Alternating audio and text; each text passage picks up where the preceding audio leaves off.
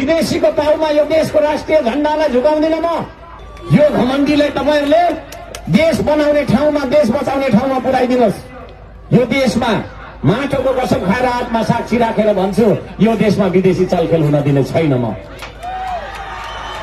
विदेशीको पाउमा झुक्दिन म है, आँधी देखेर लुक्दिन म है। विदेशीको पाउमा यो देशको राष्ट्रिय झण्डालाई झुकाउँदिन म।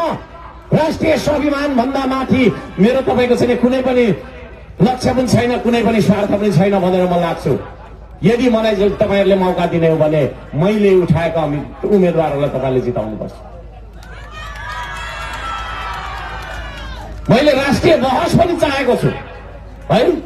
बालेन शाह, रवि लामिछाने, कुलमान घिसिङ, गगन थापा, केपी ओली लगायत को आउने हो, पार्टीका शीर्षस्थ मान्छेहरूसँग एउटा राष्ट्रिय मिडियाले बहस गराओस्, त्यहाँ हामी बहस गर्छौं।